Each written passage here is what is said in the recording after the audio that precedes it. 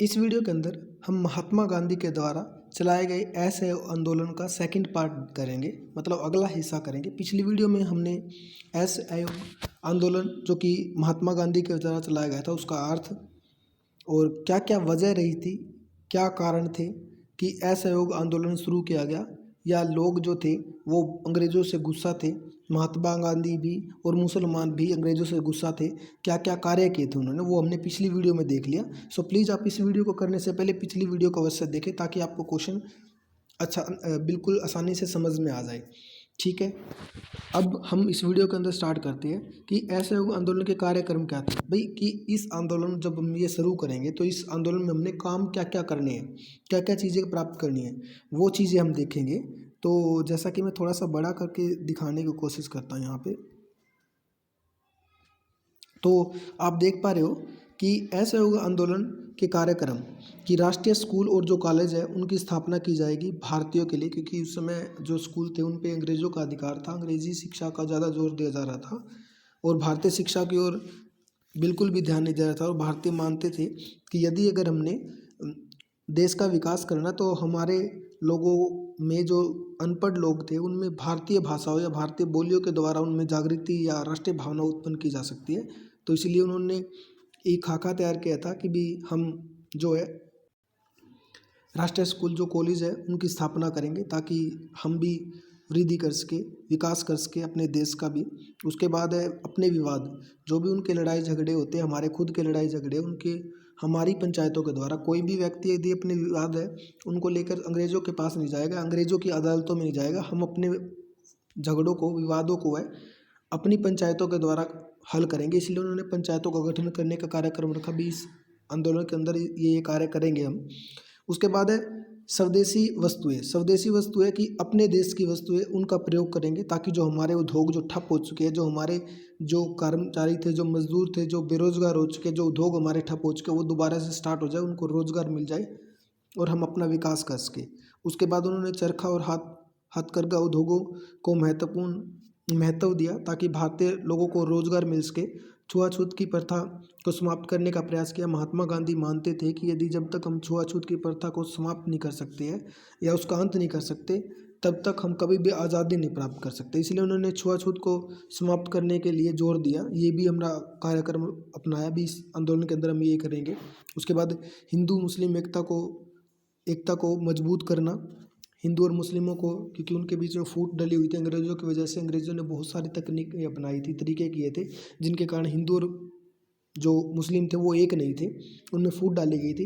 और मैं इस आंदोलन का एक मुख्य कार्यक्रम था कि हिंदू और मुसलमानों को एक लाया जाए, एक बनाया जाए ताकि ऐसे आंदोलन को बहुत तेज गति से उसका मतलब अंग्रेज़ों के खिलाफ कार्यक्रम किया जा सके या कार्य किया जा सके, अंग्रेज़ों की नींव को हिलाया जा सके। पंचायतों की स्थापना करना भी ये था। अब नकारात्मक प्रभाव क्या थे, नकारात्मक कार्यक्रम क्या थे, भाई क्या क्या चीज़ें करनी है।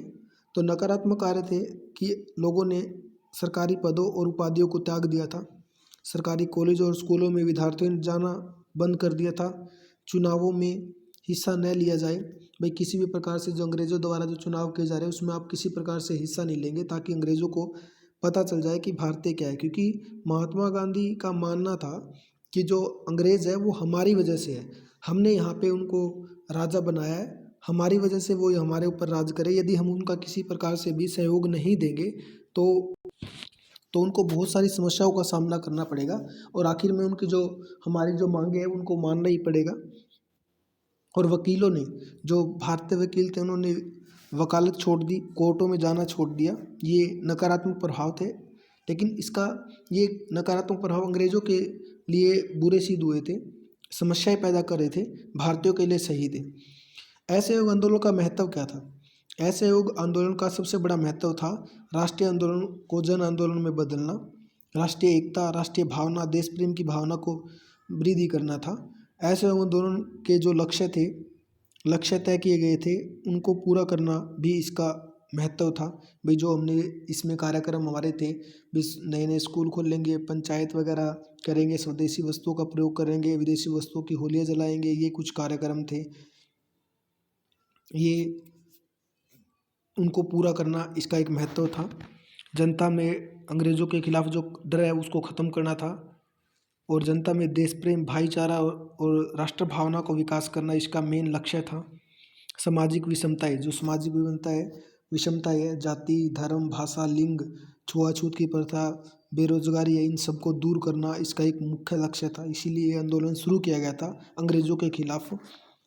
अब बात करते हैं सितंबर 1920 में कलकत्ता के अंदर, मैं यहाँ से पढ़ रहा हूँ, आप यहाँ पे देखोगे अगर आप, तो सितंबर 1920 में कलकत्ता में कांग्रेस का जो अधिवेशन हुआ था, सितंबर 1920 के अंदर कलकत्ता का अधिवेशन हुआ था, कांग्रेस अधिवेशन। वहाँ पे गांधी जी ने ऐसे आंदोलन का से जुड़ा हुआ प्रस्ताव रखा भी मैं ऐसे ऐसे करके आंदोलन शुरू करने जा रहा हूँ। उसके खाका रखा, एक स्ट्रक्चर, जैसे मकान बनाते हैं तो उससे पहले एक उसका स्ट्रक्चर तैयार करते हैं, तो वो उन्होंने रखा। सभा में सभापति उस समय लाला लाजपत राय थे सहित बहुत सारे नेताओं ने उसका विरोध भी किया। वो सही नहीं मान रहे थे, लेकिन फिर भी बहुत सारे लोग गांधी जी के समर्थन में थे, तो बहुमत से स्वीकार हो गया था। और दिसंबर 1920 में कांग्रेस का अधिवेशन था, उसमें भी उन्होंने एक बार फिर कांग्रेस के अधिवेशन में महात्मा गांधी ने जो प्रस्ताव था दोबारा और बहुमत के साथ आंदोलन में दोबारा जो ऐसे आंदोलन को पुनः भारी बहुमत के साथ पारित कर दिया, मतलब लागू कर दिया, और ऐसे आंदोलन शुरू कर दिया गया था दिसंबर 1920 में। अभी आता है कि कब शुरू हुआ था, 1 दिसंबर 1920 को जो है असहयोग आंदोलन शुरू किया गया था।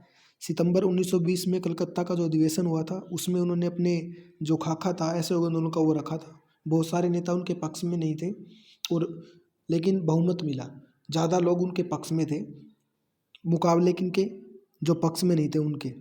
दिसंबर 1920 में नागपुर अधिवेशन में कांग्रेस का जो लक्ष्य था पूर्ण स्वराज घोषित किया गया था। दिसंबर 1920 में जो कांग्रेस का अधिवेशन हुआ था दिसंबर 1920 में, उसमें क्या था लक्ष्य, पूर्ण स्वराज। भी हमने पूरा स्वराज प्राप्त करना, हम ही राज करेंगे हमारे देश के ऊपर और कोई राज नहीं करेगा, हम अपने तरीके से हम अपने कानून बनाएंगे, अपना संविधान बनाएंगे, अपने देश का संचालन करेंगे, नीतियाँ कार्यक्रम है हम खुद लागू करेंगे। इसीलिए पूर्ण स्वराज चाहिए हमें, किसी प्रकार का अंग्रेजों का सहयोग नहीं चाहिए। अभी तक कांग्रेस का लक्ष्य केवल अंग्रेजों का साम्राज्य के अंतर्गत अधीन स्वशासन प्राप्त करना था, लेकिन बाद में उसमें घोषणा की महात्मा गांधी ने कि वैसे तो, परंतु इस अधिवेशन में गांधी जी ने घोषणा की कि स्वराज संभव हो सके तो हम अंग्रेजों के अधीन, मतलब कि अंग्रेजों के अंडर में काम करेंगे, लेकिन अंग्रेजों ने ऐसा नहीं चाहा तो हम उनके अलावा भी हम काम करेंगे इसके। तो अंग्रेजों सरकार के अधीन, अन्यथा आवश्यकता हुई तो अंग्रेजी सरकार के बिना भी हम स्वराज की स्थापना करेंगे। अगर चाहा तो अंग्रेज चाहेंगे रहेंगे तो ठीक है, हम उनके नीचे स्वराज की स्थापना करेंगे, अपने खुद के नियम लागू करेंगे, लेकिन अंग्रेजों ने नहीं चाहा तो हम स्वयं खुद बिना अंग्रेजी सरकार के स्वराज की स्थापना करेंगे। स्वराज प्राप्त करने के लिए सभी शांतिपूर्वक व उचित साधनों का प्रयोग करेंगे, ये उसके लक्ष्य थे। 35 वर्षों में पहली बार कांग्रेस ने राजनीतिक शिक्षा का मार्ग त्याग कर सीधी कार्रवाई का मार्ग ध्यान किया था, क्योंकि जो कांग्रेस थी पहले जी हजूरी करने वाली थी, अंग्रेजों के हाथ जोड़कर काम करने वाली थी, लेकिन यहाँ पे सीधी कार्रवाई दिखाई गई थी इस आंदोलन के अंदर, मतलब कि सीधा एक समझे अडिग हो जाना, अंग्रेजों के सामने विरुद्ध खड़े हो जाना, ऐसी कुछ कार्रवाई इसमें की गई थी।